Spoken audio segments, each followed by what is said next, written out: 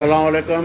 असां सां हींअर गॾु मुंदर बारी जो जंहिं कोस्तान जो ज़मीनूं मुख़्तलिफ़ बिल्डर जालसा जे विकिणण ख़िलाफ़ एतिहाई तहरीक हलाई हुई। तहरीक हली उन में शामिल हो। उन एवज़ हिनखे गिरफ़्तार बि कयो वियो। कूड़नि केसनि में फसाइण जी कोशिशि कई वई।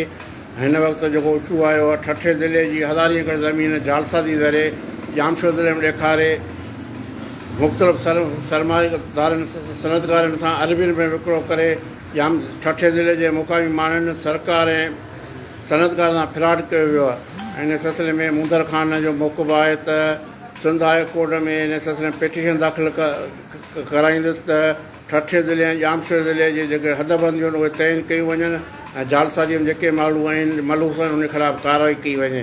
ऐं उन बारे में मुंदर बारी जेको आहे पुछूं था छा थो चए।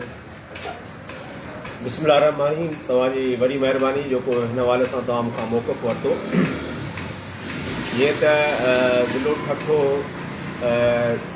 जे 1/7 मकान गोगड़ो तको जमपीर नूरियाबाद जमपीर लग रोड ठठे ज़िले जी 1000 एकड़ ज़मीन जेका जैलसाज़ी ज़रिए तालका थाणो बुला खान जी दे कल्लो कुंवर में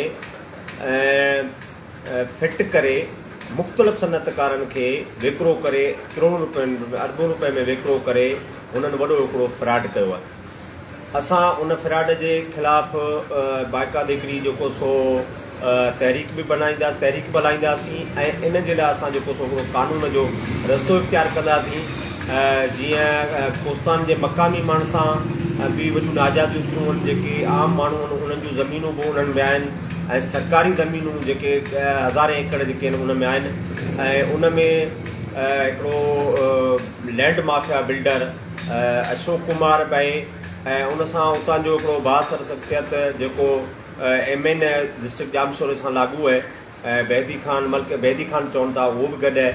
ऐं असां इन जे लाइ हिकिड़ो पंहिंजो वकीलनि जे बार एसोसिएशन सां मिली करे मीटिंग ठाहे करे जेको असां हिननि जे ख़िलाफ़ु हिकिड़ो कोर्ट में पिटीशन दाख़िल कंदासीं जेका पाकिस्तान सर्वे ऐं हदबंदी जेका आहे ज़िलो जामशोरो ऐं ठठो हुनजी कई वञे ऐं जेका ठठे जी ज़मीन ज़िलो जामशोरो थाणो बुला खान ते कल्लो में जेका ज़िल कई वई आहे ऐं जेका जैलसाज़ी ते विकिरो कई वई आहे उहा वापसि करे उन्हनि जे ख़िलाफ़ु कार्रवाई करे ऐं ज़मीन ठठो ऐं डिस्ट्रिक्ट जामशोर जूं जेका हदबंदियूं आहिनि उन ते पाबंद कयो वञे ऐं जेको फ्रॉड थियल माण्हुनि सां ऐं वधीक माण्हुनि खे फ्रॉड खां बचायो वञे। जेके अरबे रुपया हुननि जेके कढिया आहिनि उहे उन्हनि खां वसूल करे जेको सो वापसि जेको गवर्नमेंट में ज़िम कया वञनि ऐं अहिड़नि माण्हुनि जे ख़िलाफ़ु सख़्त कार्रवाई कई वञे।